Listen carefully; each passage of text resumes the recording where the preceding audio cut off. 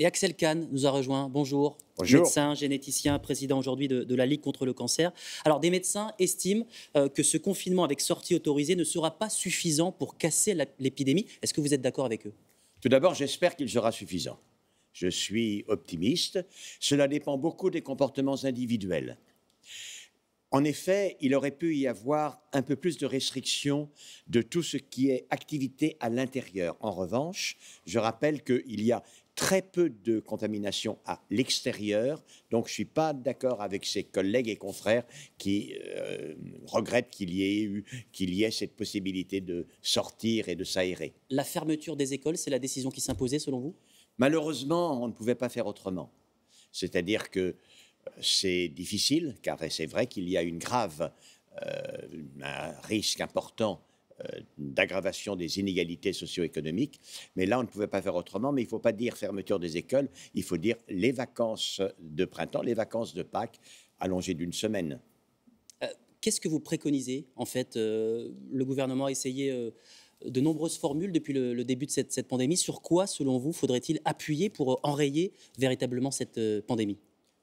Si j'avais été aux affaires, comme on dit, j'aurais essayé de diminuer beaucoup encore le nombre de personnes qui prennent les transports en commun, car c'est un lieu clos où on peut se contaminer.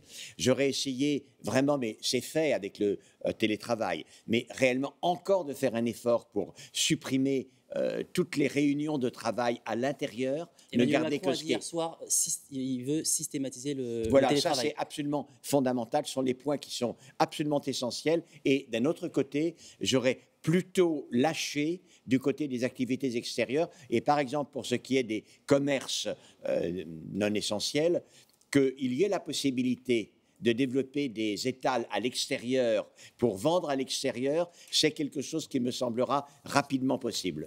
Alors, Emmanuel Macron a une nouvelle fois promis hier soir d'accélérer la campagne de vaccination. Sur ce thème, vous avez une position, j'ai envie de dire, un peu à contre-courant. Vous dites, il ne faut pas tout miser sur la vaccination. Pourquoi? Ah non, non, j'ai dit ça parce que, en effet, la vaccination, tous les pays qui ont misé sur la vaccination ont confiné en même temps, je vous rappelle.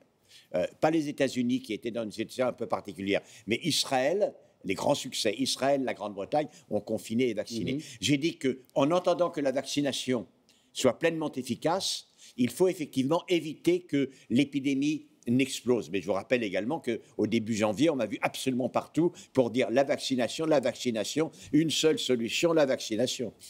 La santé avant l'économie, c'est le leitmotiv du gouvernement depuis le début de cette crise.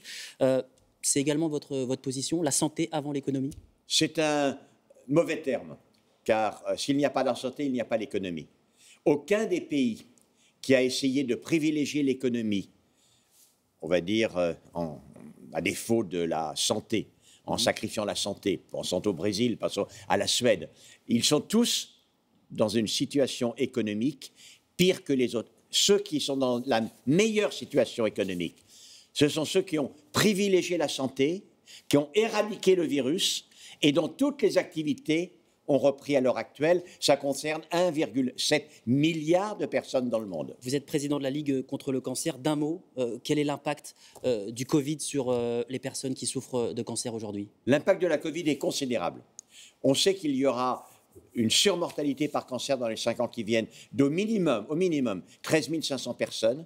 Les déprogrammations, 80%, sont extrêmement cruelles, des personnes qui doivent se faire opérer de chirurgie réparatrice, ou voire même un cancer qui est opérable, et on leur dit que l'opération a été déprogrammée. Et l'une des raisons pour lesquelles j'appelais de ne pas laisser perdurer cette circulation virale extrêmement élevée, et que cela était insupportable pour toutes les personnes atteintes de cancer. Merci beaucoup, Axel Kahn. Je rappelle votre dernier ouvrage, Et le bien dans tout ça, aux éditions Stock, avec un dernier chapitre consacré justement à cette pandémie. Merci beaucoup.